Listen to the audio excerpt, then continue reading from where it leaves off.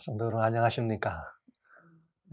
주님의 은혜가 또 우리 일상 살아가는 우리들에게들 행복으로 인도하시고 날마다의 삶을 기쁨으로 인도하셔서 참 감사합니다. 오늘 제가 여러분들 앞에 서 있는데 제 모습이 좀 자연스럽지 않습니다. 지나가는 사람한테 주먹으로 눈을 맞은 건 아닌데 제 스스로 이 눈이 좀 이렇게 좀 터져가지고 출혈이 됐어요. 그래서 이제 눈이 조금 불편합니다. 그래서 혹시 쳐다보시는데 불편하시더라도 그냥 사랑으로 이해하시고 너그러이 봐주시면 좋겠습니다. 뭐 사람이 늘 항상 일정할 수는 없잖아요. 또 이런 옷을 바꿔 입는 거와 마찬가지로 눈도 가끔은 좀 새로운 모습으로 이렇게 바꿔 입는 때가 있다 생각하셔서 그것 또한 이렇게 즐길 거리로 생각합니다. 네, 그렇습니다. 그저 사람들이 오늘날 예수님을 믿는다, 혹은 교회를 나온다, 또 그리스도인 신앙생활 안에서 무언가를 이렇게 나눈다 할 때 대부분은 다 어떤 은혜를 누린다, 무언가 이렇게 축복을 누린다, 영접한다, 이런 많은 생각들을 합니다. 그런가 하면 우리가 신앙생활을 해간 이 생활 속에서 하나님에 대한 우리의 태도, 이런 부분에 대해서는 좀 우리가 좀 어려워지거나 대화하기가 좀 수월하지 않습니다. 사람마다 다 다를 수가 있으니까요. 축복의 내용은 달라도 괜찮습니다. 뭐 이런저런 다양한 이 삶의 정황에서 필요한 일들을 우리가 경험하는 것이기 때문에 달라도 괜찮습니다. 그러나 은혜를 주시는 그 하나님께 대한 우리의 태도는 이게 다르면 서로 많은 이 오해들이 있고 서로 이 태도 때문에 많은 문제들이 생기는 걸 우리가 알 수가 있어요. 이제 저는 이 영원한 복음이라고 하는 이 큰 하나님의 이 복음 이야기를 여러분과 말씀드리면서 특별히 이 복음의 출발이 창세기부터 왔기 때문에 창세기에 나와 있는 내용 속에서 이 귀한 복음들을 많이 살펴봤어요. 오늘도 역시 이어서 창세기 3장 21절에 나오는 말씀, 창세기 3장 21절에 나오는 말씀입니다. 지난 시간에 좀 이어서 지속되는 말씀이죠. 아담과 하와를 찾아오신 하나님께서 아담과 하와에게 주시는 이 하나님을 떠나고 이 죄가 이 땅에 들어온 이후에 하나님이 아담과 하와에게 주시는 가장 첫 번째 선물, 인류를 창조하시기 전에 미리 마련하셨던 그런 선물을 다시 주시는 것과 마찬가지지만 범죄한 인류에게 주는 가장 첫 번째 선물이 있습니다. 그건 무엇인가? 창세기 3장 21절에 나오는 이야기입니다. 여호와 하나님이 아담과 그 아내를 위하여 가죽옷을 지어 입히시니라. 이 말씀입니다. 가죽옷입니다. 사실 지난번에 먹지 말라고 하는 선악과를 따먹고 하나님이 오시는 발걸음 소리를 듣고 두려워하고 무서워서 이 나무 뒤에 숨었던 이 아담 또 하와, 우리는 그 모습 속에서 왜 이런 무서움과 또 이런 부끄러움이 들어와서 옷을 해 입을 수밖에 없었는가? 하나는 하나님과 우리 사이의 관계는 주권 관계다. 주권 관계에서 이탈하면 그건 죽음입니다. 그건 우리가 두려워할 수밖에 없는 일이 되는 것이죠. 그러나 그 하나님과의 관계를 주권 관계를 보지 않고 도덕 관계를 보는 많은 사람들이 있어요. 그래서 도덕 관계는 뭐냐? 특별히 그 죄가 들어오게 된 그 채널이 된 이 관계의 이해인데요. 도덕 관계라고 하는 것은 둘 이상의 상관관계에서 이루어지는 것이지만 도덕 관계는 잘못되면 죽음과 관계 있는 것이 아니라 부끄러운 관계가 되는 거죠. 그래서 이 아담과 하와는 이 관계가 깨어졌을 때 그 무화과 옷으로 옷을 만들어서 자기의 부끄러움을 덮으려고 한 것입니다. 그래서 아담을 찾아온 하나님이 물어봤을 때 그들은 서로 부끄러워서 옷을 입었고, 그 다음에 하나님이 찾아오실 때 그들은 주권 하나님을 저버린 그 이유로 말미암아서 그들은 죽을까 두려워서 숨은 것입니다.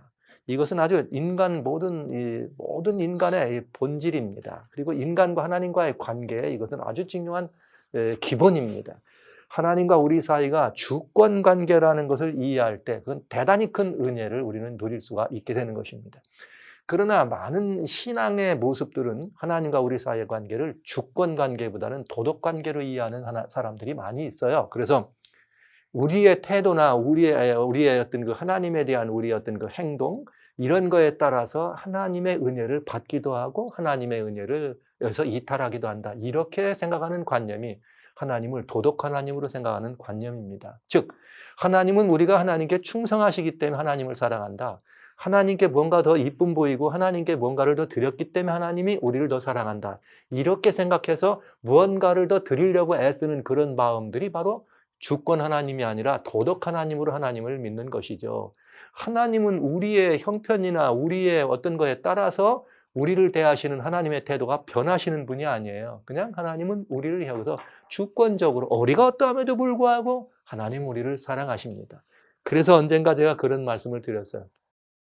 하나님은 죄인을 사랑하고 죄를 졌기 때문에 죄인을 사랑하는 것이 아니고 하나님은 사람을 사랑하십니다. 그렇기 때문에 그가 죄를 졌을지라도 우리들을 사랑하신다는 말씀을 드린 것입니다. 자, 그런데 이제 오늘 저는 이 관계를 이해하면서 이제 한 줄로 요약해 드리고 싶어요. 하나님과 우리 사이의 관계는 도덕적 관계가 아니다. 그렇기 때문에 도덕적 관계 속에서 가진 신앙의 태도로 하나님을 대하는 것은 그건 여전히 실패하는 것이다. 모든 기독교 교회 안에 있는 다양한 신앙의 이유나 신앙의 모습들이 다 대부분 여기에 있어요. 그것은 우리들이 배격해야 될 이야기입니다. 그런데 도덕이란 말은 법과 관련이 있어요. 그래서 이런 이 율법적 신앙이나 이런 부분들이 다 그곳에서 흘러나온다고 하는 것을 우리는 알게 되는 것입니다. 자, 저는 오늘 여기 창세기 3장 21절인 이 말씀을 가지고 영원한 복음의 내용 가운데 이미 하나님은 우리를 하나님의 자녀 삼고 아들 삼는 것이 하나님의 소원이었지만 범죄에서 하나님과의 관계가 떨어진 우리 모두의 관계입니다. 여기에서는 오늘 나누는 이 말씀이 그런 관계에서 하나님과 이렇게 멀어진 관계에서는 오늘 말씀이 복음이라고 하는 것, 그것에서 우리에게 알려주는 구원의 기쁜 소식이라고 말했을 때 아주 정수의 이야기를 나누려고 그래요. 그래서 성경 하나님 말씀마저 7, 8절을 가지고 저는 여러분들에게 정말 변개할 수 없는, 그리고 정말 여러분들이 이 사실을 영접하기만 하면 복음에 대한 이해뿐만 아니라 그 복음 하나님과의 관계 속에서 더 넘치도록 그 은혜 안에서 자라나는 경험들을 확실하게 이해할 수가 있다. 그래서 저는 이 말씀을 여러분들에게 드리려고 합니다. 다양한 말씀들, 기독교 신앙에는 다양한 가르침들이 있습니다. 이것이 다다라고 하는 많은 말이 있어요. 저도 물론 오늘 이것이라고 말씀드리고 싶은 욕심이 있습니다.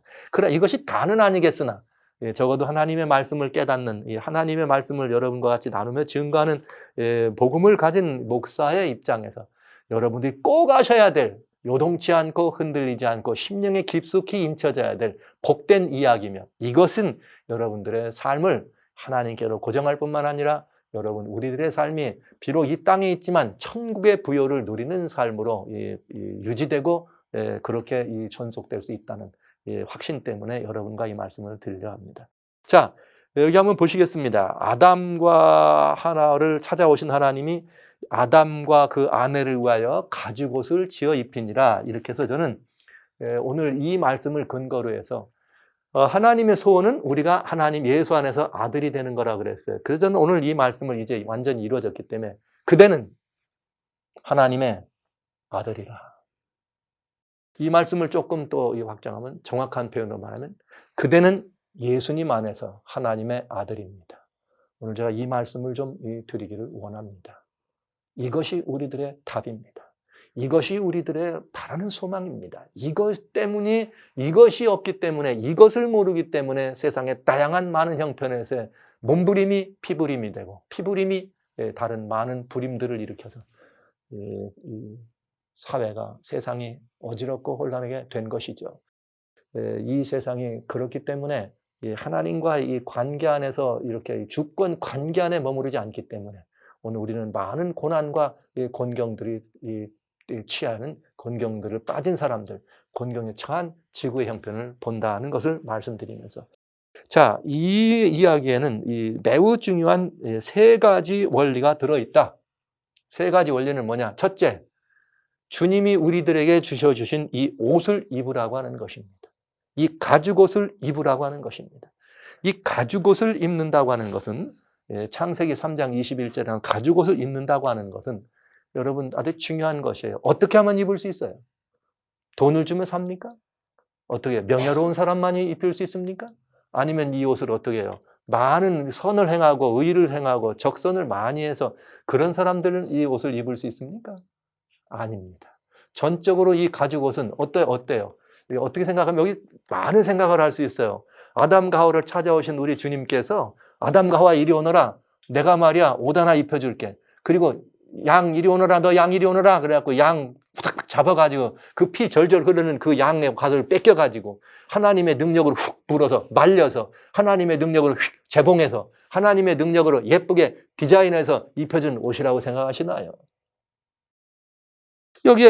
여기에는 가죽옷을 지어 입히시니라 그랬으니까 그렇게 볼 수 있는 충분한 여지가 있을 것입니다. 그러나 저는 우리 주님께서 전능하신 분이요 전지하신 분이기 때문에 아담과 하와가 이 일이 이렇게 이 하나님 곁을 떠나고 이 관계를 깨뜨릴 것을 먼저 아셨으니까 저는 이 가죽옷을 하나님께서 오실 때 이미 준비되고 마련된 가죽옷을 가지고 오신 것으로 말씀드리기를 원합니다. 아담과 하와 왔더니 봤더니 범죄했네. 봤더니 내 곁을 떠나서 먹었네. 그러니까 할 수 없다. 내가 너를 위하여 가죽옷을 지어 입힐 거야. 그리고 양 데려다가 잡아서 그 자리에서 했을 것 같아요? 아닙니다. 하나님은 창세전에 이미 우리 세상에서 짓기도 전부터 우리의 모든 형편을 아신 것이죠. 그러니까 주님께서는 이미 이 가죽옷도 뭐예요? 이미 마련하신 것이다. 이것은 이 예수님의 옷을 상징하기 때문에 이 창세기와 정반대되는 책을, 이 반대란 개념은 좀 어폐가 있지만은 창세기와 마지막 짝꿍이 되는 요한계시록에서는, 다른 성경은 그렇게 표현되어 있지 않지만 요한계시록에서는 예수님에 대하여 말할 때 일찍 죽임을 당한 어린 양이다 이렇게 표현되어 있어요. 그러니까 예수 그리스도는 우리가 짓기 전에 이미 범죄할 거 아셨기 때문에 처음부터 주님의 죽으심을 전제로 우리를 만드신 것이죠. 그러니까 이 가죽옷은 의미상, 형식상 언제 만들어내는 중요하지 않습니다. 그러나 의미상 저는 일찍부터 죽임을 당한 어린 양의 옷이다. 그래서 주님이 오실 때 이 가죽옷은 가지고 오셨다.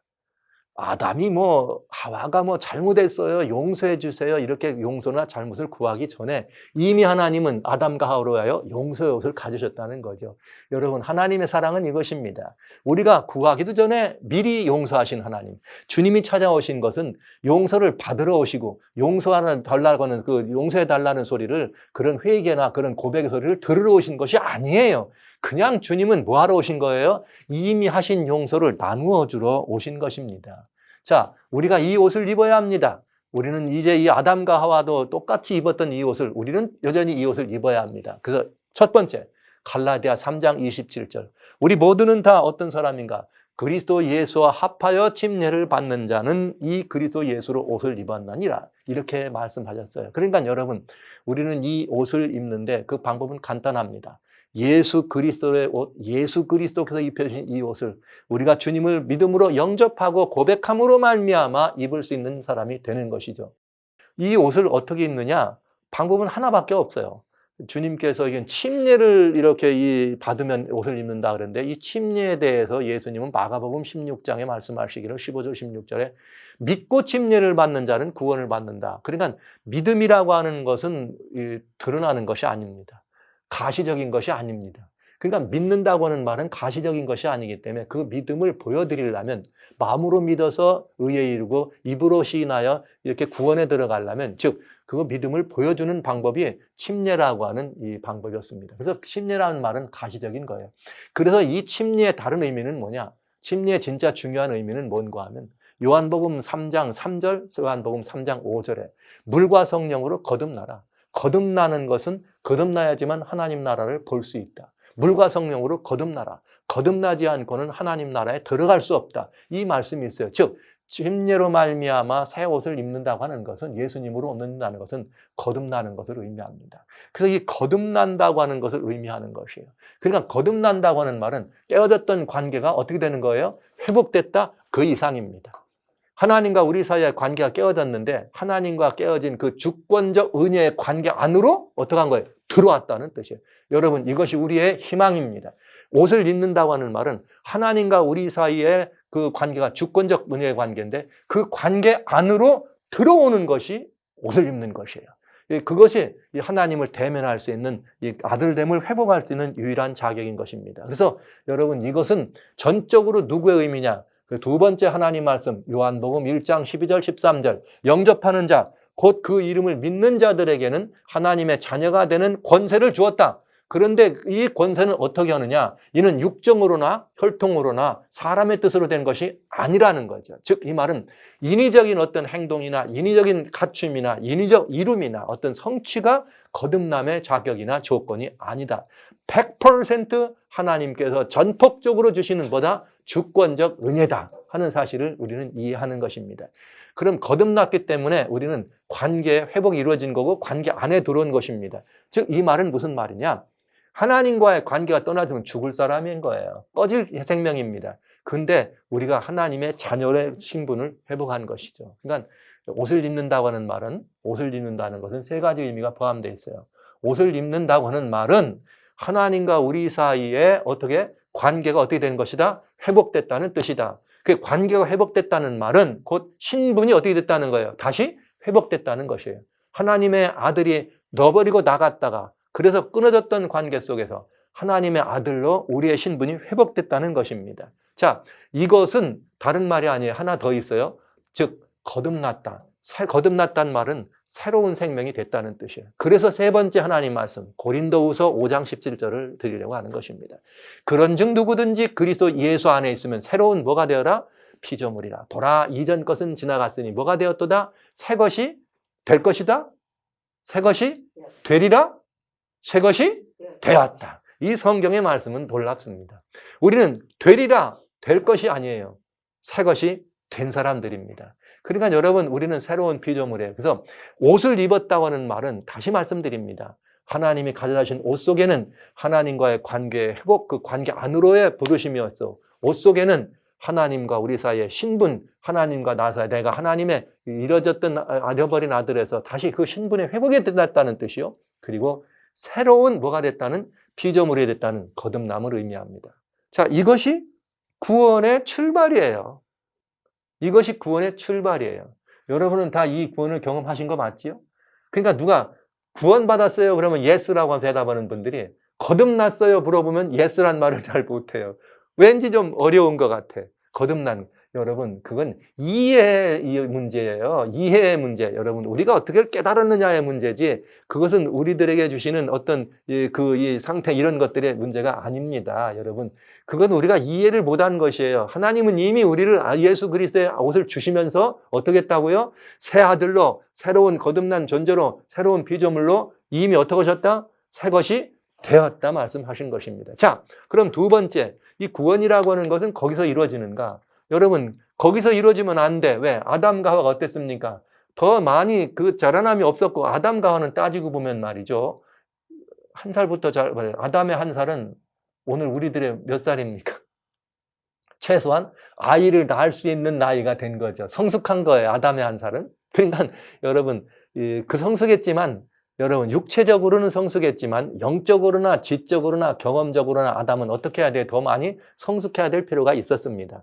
그러나 이 선악과를 따먹었다는 사실 자체가 아담이 아직 뭐하지 못했다는 거예요? 더 많이 성숙하지 못했다는 의미를 얘기해 주기도 하죠. 그러니까 여러분 옷을 입어서 그 관계 안에 들어왔으면 우리가 할 일은 이것입니다. 두 번째 우리가 할 일은 말은 새 사람을 입어야 되니까 우리가 완전히 그 옷을 입었으니까 우리 안에 뭘 품는 거예요? 예수님은 갈라디아 2장에 빌립보 2장 5절에 너희 안에 뭘 품으라? 이 마음을 품으라. 이 마음이 무슨 마음이에요? 예수님, 그리스도 예수를 품으라. 두 번째 우리가 볼 것은 거듭난 사람이기 때문에 이건 명령이에요. 권도입니다. 옛사람을 버리고 새 사람을 입으라. 이 말씀을 드리고 싶습니다. 이것이 두 번째 길입니다. 새 옷을 입었으면 새 사람이 되라. 옷만 바꿔갖고 되는 것이 아니라 새 사람이 돼야 돼요. 그래서 여러분 여기에는 제가 이 아주 중요한 네 번째 말씀을 성경을 드립니다. 이거 아주 중요한 말씀이에요. 사람들은 신앙생활을 시작하기 전에는 구원이 가장 큰 중심 주제지만 신앙 안에 들어온 다음에는 뭐가 주제일 것 같아요? 신앙생활 열심히 하는 사람들은 늘 주제가 뭐가 주제예요? 성화. 어떻게 하면 변화될까? 이런 생각을 하잖아요. 근데 여러분 여기 우리가 두 번째 할 것은 뭐냐? 제가 옛사람을 버리고 새사람을 입어라 이런 표현을 드리는데 그 문제에 대한 답입니다. 에베소 하나님 말씀 에베소 4장에 보면은 에베소 하나님 말씀 4장 21절로 24절에 아주 이 말씀에 대한 중요한 답이 있어요. 새로운 피조물이 되었다 그랬어요. 그럼 새로운 피조물이 되었으면 새로운 피조물이 어떻게 돼요? 로 살아야 안 됩니까? 새로운 피조물이 뭡니까? 뭐 봤더니 우리가 어떻게 됐어요? 한국 사람이 미국 사람 됩니까? 하얀 사람이 노랗게 됩니까? 까만 사람이 하얗게 됩니까? 이런 변화를 말하는 게 아니죠. 새로운 피조물이라 말할 때. 그런데 여기 에베소 4장의 21절부터 매우 중요한 말을 했어요. 뭐라고 말했느냐? 진리가 예수 안에 있는 것 같이 과연 그에게서 듣고 또한 그 안에서 가르침을 받았는데, 다음에 중요해요. 이제부터는 뭐냐? 너희가 유혹의 욕심을 따라 구습을 좇는 옛사람을 벗어버리라. 그리고 오직 심령으로 새롭게 돼서 어떻게 되라? 새 사람을 어떡하라? 새롭게 되어 새 사람을 입어라. 그런데 거기 뭐라 했는가? 심령으로 새롭게 되어 24절에 하나님을 따라 의와 진리의 거룩함으로 치유심을 받은 새 사람을 입으라. 여러분, 너무나 놀라운 보장입니다. 이 말은 우리가 이렇게 뭐 하라는 거예요? 변화되라는 말? 그래서 우리가 이렇게 품성의 완성을 이루라는 이 말이 아니에요. 이건 아주 중요한 의미입니다. 이 교회 안에 들어와 있는 인본과 인의는 바로 여기서 출발합니다. 우리가 새 사람을 입으라고 얘기하면 이건 이게 품성 변화되라는 말이구나. 그리고 애를 쓰기 시작합니다. 변화가 됩니까? 변화가 안 돼요. 아니에요. 이 말은 무슨 말이냐면 여기 말대로 이 새 사람을 입어라 이 말을 하나 더 찾아요. 골로새 3장 9절로 10절. 이렇게 거기에 또 더 쉬운 말로 풀어줍니다. 9절로 10절 보시죠. 너희가 서로 거짓말을 말라 옛사람과 그 행위를 벗어버리고. 네, 이게 뭐예요? 따먹은 아담을 말하는 거잖아요. 즉 예수님을 영접하기 이전에 누구예요? 나입니다. 예수님을 알기 전에 우리들을 말하는 것이 벗어버리고, 그러면 그걸 벗어버리고 뭐라 했느냐? 10절. 새 사람을 입었으니, 새 사람을 입었어요. 입을 거예요. 입었어요. 입을 거예요. 입었어요. 이렇게. 그런데 어떤 새 사람이냐? 자기를 창조하신 자의 형상을 조차. 우리를 창조하신 자의 형상이 누구예요? 하나님의 형상 아닙니까? 새날을 좇아서 지식어까지 새롭게 하심을 받을 거예요? 받았어요? 받는 자니라. 여기 완벽한 답이 들어있어요. 여러분, 우리 그런 말 많이 들어요. 우리 주변에서. 예수님 언제 오시죠? 아이고, 사람들이 품성이 변화돼서 예수님의 형상을 회복해요. 이렇게 말을 해요. 예수님의 형상, 참 고매한 얘기입니다. 성품 변화된다는 말 많이 들어요. 품성이 바꿔진다는 말 많이 들어요. 성경은 품성이 변화되라고 하지 않습니다. 뭐라고 했느냐? 품종을 바꾸라고 말씀하신 거예요. 품성의 변화가 아니라 뭐의 변화라고요? 품종의 변화예요. 옛사람, 죄에 빠진 사람, 죄를 좋아하는 그런 이 종류에서 이제는 어떤 종류로 새 사람으로 하나님이 우리를 바꿔 주셨어요. 새 사람으로 입혀 주셨어요. 옛사람이 아니에요. 그러니까 여러분, 이 말은 아름다운 일입니다. 저는 이렇게 생각하죠. 그리스도인이니까 품성이 변화돼야 되고 예수님의 성품을 회복해야 된다고 하고 애쓰는 거 모습 나쁘다고 말하는 거 아니에요. 귀한 모습입니다. 그런 애씀이. 그러나 공허한 애씀이라는 거죠. 열매 없는 애씀이라는 거죠. 성경이 우리들에게 말하는 것은 뭘 말하느냐? 여기 주님 뭐라고 말씀하셨는가 하면 유혹의 욕심을 따라 썩어져가는 구습을 좇는 옛사람입니다.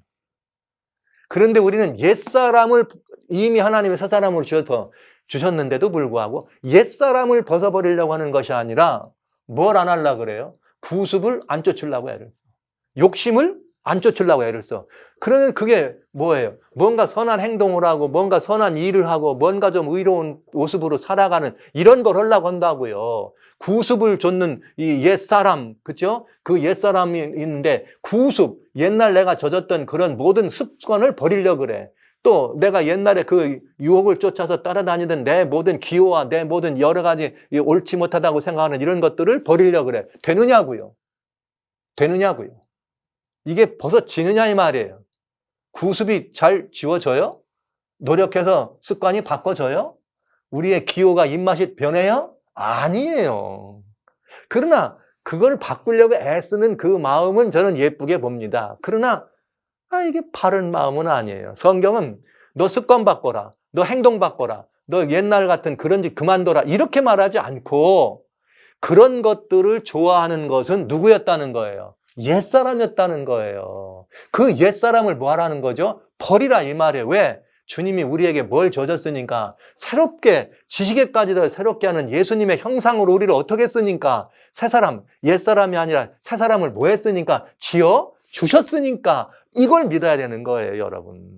품성이 애써서 변화되는 것이 아니고 종이 바뀌면 그게 완전한 품성인 것입니다. 종이 바뀌면 비록 내가 부족해 보일지라도 여러분 어린아이가 낳자마자 기죠? 아니에요. 엄마 품에서 떨어지면 기지도 못해요. 긴 다음에 어떻게 해요? 걷고 걷는 다음에 달려요. 달린 다음에 뛸 수도 있는 것입니다. 막 이렇게 자라나야 되는 것 마찬가지로 하나님은 우리들에게 이미 새 사람을 이어 주셨어요. 새 사람을 지어 주셨다고요. 새로운 뭐예요? 피조물이에요. 그러니까 우리가 할 일은 뭐냐면 옛날 내가 따라가던 생활 방법, 생활 상태, 생활 습관 이런 것들을 안 하려고 애써서 그것이 벽까지는 것이 아니고 하나님이 나를 새 사람으로 바꿔주셨다고요. 그런 것들은 이미 옛사람이 따르던 것들이기 때문에 이제는 새 사람으로 지으신 새 사람을 입는 것이 우리들의 행해야 될 매우 중요한 일이다 하는 것입니다. 여러분 이렇게 되면 우리는 완전한 누가 된 거예요? 여기 히브리서에는 이런 말씀에 대해서 10장에 아주 아름다운 이 권면의 말씀을 여기 우리들에게 주십니다. 10장 10절 이 뜻을 좇아 예수 그리스도의 몸을 단번에 드림으로 말미암아 우리가 거룩함을 어떻게 했느니라? 입었느니라. 거룩함을 입을 거다? 아니에요. 여러분 하나님께 예수님이 당신을 드렸기 때문에 우리는 이미 거룩함을 어떻게 됐어요? 입었어요. 이 정도가 아니에요. 우리를 거룩한 존재로 입었다라고 새 사람을 입었다 이 말이에요. 새 사람을 입었다 이 말. 옛사람은 끝났다. 이 정도가 아닙니다. 14절 보십시오. 자, 저가 한 제물로 거룩하게 된 자들을 어떻게 했나? 다 같이 한번 읽어봤으면 좋겠어요. 이 말을. 14절 히브리 10장 14절 시작. 저가 한 제물로 거룩하게 된 자들을 영원히 온전하게 했다. 할렐루야. 여러분 이건 그야말로 우리 완전 해방선언입니다. 펄쩍펄쩍 뛰어야 돼요. 이 말씀은 야 지금까지 내가 뭘 살아왔는가. 이미 하나님이 나를 영원히 뭐라고 불러줬어요? 온전하다 해주셨어요. 조건이 있어요. 누구 안에서? 가지고 예수님 안에서. 이 옷을 입었으면 우리는 하나님께서 우리를 뭐라 불러주시는 거예요? 온전히 영원히 우리를 거룩하고 온전하다 불러주신다 이 말입니다. 우리가 뭐기 때문에? 새로운 피조물이기 때문에 왜 써도 되는 거 아니에요. 옛날 사람은 옛날 우리가 좋아하던 옛날 구수, 죄 때는 습성 무슨 뭐 이런 거 그건 옛사람 거예요. 옛사람 거. 그건 이미 예수님과 함께 십자가에 못 박힌 것이에요. 그 말을 갈라디아서 5장에 주님 그리스도 예수의 사람 무릇 그리스도 예수의 사람은 그 모든 정과 욕심을 십자가에 못 박았느니라. 언제 못 박았어요? 예수님과 함께 영접할 때 죽은 것입니다. 그런데 우리는 자꾸 뭐 하는 거예요? 새 사람인데도 불구하고 뭘 따라가는 거예요? 옛사람을 따라가는 게 문제라 이거죠. 애써서 변화되는 거 아닙니다. 앞으로 품성 변화되겠다고 그런 말도 하시면 안 돼요. 우리가 품성이 변화되는 게 아니라 내가 새 사람을 입은 사람입니다. 이렇게 주장해야 한다 이 말이에요. 나는 뭘 입었습니다? 예수님으로 옷 입었다는 사실을 주장해야 한다는 것이죠. 이것이 구원의 일에 있어서 아주 중요한 일이고 구원을 얻어가지고 살아가는 은혜에 살아가는 사람들의 태도에 아주 중요한 것이 이것을 주장하는 것이 믿음입니다. 나는 예수님으로 옷 입은 사람입니다. 하나님이 나를 온전히 거룩하게 하였습니다. 나를 영원히 온전하게 하였습니다. 이렇게 믿어야 돼. 이거 나는 누가 됐어요? 새 사람입니다. 나는 새로운 피조물입니다. 고로 나는 어떻게 살겠다는 거예요? 옛날 것 다 죽었습니다. 제가 언젠가 그런 말씀을 드렸잖아요. 옛 습관이 나오걸랑 죽은 놈이 또 살아났네. 그렇게 하시라고. 그렇게 해서 이기는 거예요. 죽은 놈이 또 살아났네 해보시라고요. 죽은 것에 내가 질 필요가 없다는 거죠. 완벽한 변화입니다. 완벽한 변화. 이 변화는 정말 구덕이라고 하는 놈이 이 매미가 되기 위해서는 5년 내지 7년을 거름무더기에 살아야 된다는데, 구더기하고 매미는 말이죠. 어때요? 구더기가 자라서 매미가 된 것이지만 그 삶이 완전히 다른 사람 아니에요? 완전히 다른 사람입니다. 완전히 다른 사람입니다. 잠자리에 유충이 말이죠. 이 수년 동안 이렇게 이 더러운 개울물 속에 있습니다. 그게 그냥 그 더러운 데 숨어 있어요. 그냥 유충입니다. 보이지도 않아요. 그냥 그 물 속에 있는 걸 좋아합니다. 모기도 마찬가지지만. 여러분, 그러나 이것이 거기서 부화해서 잠자리가 되고 나면, 비록 그가 과거에 그런 종류였지만 잠자리가 되고 나면 그는 말이죠. 그냥 하늘을 마음껏 날아다니는 사람이에요. 우리가 그런 사람들입니다. 우리를 그렇게 불러주신 것입니다. 여러분, 그러니 저는 여러분들 앞으로는 내가 품성 변화된다, 성품을 무슨 뭐 한다, 이런 말씀 하지 마시고, 나는 이미 주님이 새 사람으로 만들어 주셨다. 나는 새 옷을 입은 사람이야. 나는 하나님 앞에 거룩하고 온전한 사람, 이렇게 주장하면서 그 주장하는 삶을 뭐 하려고? 실천해 가는 삶을 살기를 소원하는 것입니다.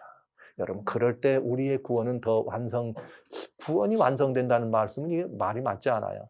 우리의 그 예수 그리스도 안에서 우리의 이 성숙이 온전해진다는 거죠. 세 번째 단계입니다. 두 번째 단계는 옛사람을 버리고 새 사람을 입는 것입니다. 주장해야 합니다. 세 번째 제가 말씀드릴 것은 뭐냐? 여기 자라나야 된다는 거죠. 자라나야 된다는 거죠. 어린아이가 자라나는 것처럼 우리는 예수님 안에서 자라나야 됩니다. 에베소, 여기 똑같은 성경으로 에베소를 많이 찾네요. 에베소 4장 15절입니다. 에베소 4장 15절에 보면은, 에베소 4장 15절에 보면은 이렇게 되어 있습니다. 오직 사랑 안에서 참된 것을 하여 범사에 그에게까지 어떻게 하라? 자라나라. 이것이 우리들의 모습이에요. 근데 여기에 이건 개인적인 성숙을 말하는 거죠. 여러분, 우리는 개인적으로 다 이렇게 예수님의 이 온전함까지 자라나야 됩니다. 예수님을 우리가 머리로 생각하면 그 머리 대신 예수님으로부터 모든 힘을 이어받기 때문에 우리는 그분 안에서 자라날 수 있다. 여러분, 이 몸이 각 마디가 머리로부터 힘을 얻습니다. 예수님이 우리의 머리십니다. 이렇게 하지 않으면 자라날 수가 없습니다. 그러니까 여러분, 예수님이 나의 머리다 하시려면 제일 좋은 방법이 뭐냐? 하나님의 말씀. 내 성경이 내 이 머릿속에, 내 마음속에 그냥 여전히 살아있어야 돼요. 그래서 저는 여러분들에게 성경, 이래도 성경, 저래도 성경, 말씀을 많이 읽고, 말씀을 많이 듣고, 말씀을 많이 암송하고, 말씀을 많이 묵상하고, 이 말씀을 많이 여러분 이렇게 이해하는 그 관계를 위해서 연구하라는 말씀을 5손가락을 가지고 드린 것이에요. 그것이 우리 예수통신이 여러분들에게 나눠지기를 원하는 매우 중요한 원리 이치입니다. 예수 그리스도가 우리의 모든 것을 주선하시는 분이기 때문에 그 안에서 자라나려면 예수님이 하나님의 뭐예요? 말씀이십니다. 말씀 하나님이십니다. 그렇기 때문에 우리가 이 말씀을 우리 마음과 심령과 우리의 생각 속에 모신다는 것, 곧 예수님을 머리로 삼는 것과 마찬가지죠. 하나 더 있어요. 그건 뭐냐? 여기 하나 더 있는 건 뭐냐? 4장 13절입니다. 요건 뭐냐? 하나는 4장 15절은 개인의 성숙을 의미했고요. 4장 13절은 우리의 성숙이에요. 이건 교회라고 하는 교회의 성숙입니다. 4장 14절에 우리가 다 하나님의 아들을 믿는 것과 하는 일에 하나가 되어 온전한 사람을 이루어 그리스도의 장성한 분량이 충만한 데까지 이르라. 하나님은 태초에 사람을 지으셨습니다. 생육하라, 번성하라, 땅에 충만하라. 여러분, 우리가 예수 그리스도의 옷을 입는 것은 다시 거듭나는 생애로 출발하는 생육과 마찬가지입니다. 그리고 그 자라나면 번성해야 합니다. 이 번성이란 뭐냐? 우리가 예수님의 은혜 아래서 우리는 늘 자라나야 되는 것입니다. 이렇게 자라날 때, 그 다음에 충만한 것은 뭐냐? 이제는 우리가 혼자만 자라나는 것이 아니라 더불어 자라납니다. 나만 성숙하는 것이 아니라 교회의 성숙이 소모되는 것이죠. 그래서 우리는 나 하나만 살아가는 것이 아니라 이 공동체로서 예수님의 지체를 이루면서 더불어 살아가는 것입니다. 이것이 구원의 아주 매우 중요한 요결입니다. 제가 8개 성경절만 지금 말씀드립니다. 창세기 3장 21절에 가죽옷을 지어 입히셨다고 하는 말씀 하나, 여기 근거로 해서 우리가 이 옷을 입는 방법은 갈라디아 3장 27절이요. 그 갈라디아 3장 27절에 옷을 입는다. 그리고 이것은 곧 입는 비결은 뭐냐? 우리 믿음으로 거듭나는 것이다. 요한복음 1장 12절로 13절. 그리고 이것의 결과는 뭐냐? 고린도후서 5장 17절. 새로운 피조물이 되는 것이다.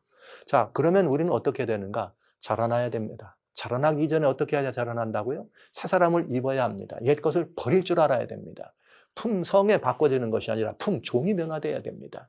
하나님은 우리의 종이 바꿔진 우리를 보시는 것이지 옛사람 죽은 우리를 보지 않으십니다. 이미 우리는 죽은 사람들인 것입니다. 우리는 새 사람들인 것입니다.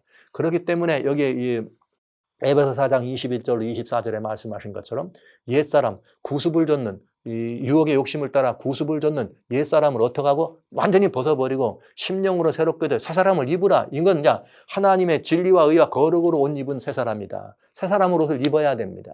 이 새 사람으로 옷을 입는다는 것 이게 뭐냐? 아까 말씀하신 골로새 3장 9절로 10절 여기 여섯 번째입니다. 골로새 3장 9절로 10절 여기에 말씀하신 것처럼 우리는 옛사람을 완전히 청산하고 자기 형상을 좇아 즉 하나님의 형상으로 우리를 새롭게 지으신 예수님을 따라서 우리는 새 사람으로 입어야 됩니다. 이렇게 해서 새 사람을 입은 우리들이 살아가는 방법은 뭐냐? 그리스도와 함께 어떻게 하는 거예요? 에베소 4장 15절 자라나야 됩니다. 그러나 우리만 자라나는 것이 아닙니다. 우리만 자라나는 것이 아니라 어떻게 자라나야 되죠? 더불어 함께 자라나야 됩니다. 더불어 함께 자라나야 되기 때문에 우리는 어떤 삶을 살아갈 수 있는 것이에요? 우리는 이제 그리스도의 장성한 분량까지 어떻게 충만한 사람이 되게 되겠습니다. 그래서 오늘 저는 여기 창세기 3장 21절에 부속된 여기 7 성경 말씀을 더 애드해서 정말 이 말씀을 좀 잊지 마시고 늘 지속적으로 암송하시고 묵상하시고 주장하시고 소유하시고 누리게 되시기를 간절히 소원합니다. 그래서 우리는 정말 새로운 피조물로서 새로운 세계를 살아가는 이 지구상에서 이 땅에서 하나님과 더불어 하나님의 아들로 살아가는 사람이 돼야 되지 않겠습니까? 그때 우리의 고백은 비로소 이렇게 될 것입니다. 그런즉 이제 내가 산 것은 내가 아니요 내 안에 누가 사신 것이다? 그리스도 예수께서 사신 것이다. 그리스도 예수는 누구세요? 그분은 나를 위하여 십자가에 달려 뭐 하신 분이에요? 돌아가신 분입니다. 우리는 그를 믿는 믿음 안에 사는 사람이라 하는 것을 고백할 수가 있게 되겠습니다. 이것을 이해하는 것은 우리 주변에 여하한 다양한 많은 이 행위 구원이나 율법적 가치나 도덕적 관계에 있는 이런 모든 이 구원의 이치들, 그것이 거기서 발현된 모든 구원의 이치들을 이길 수 있는 비결이 되겠습니다.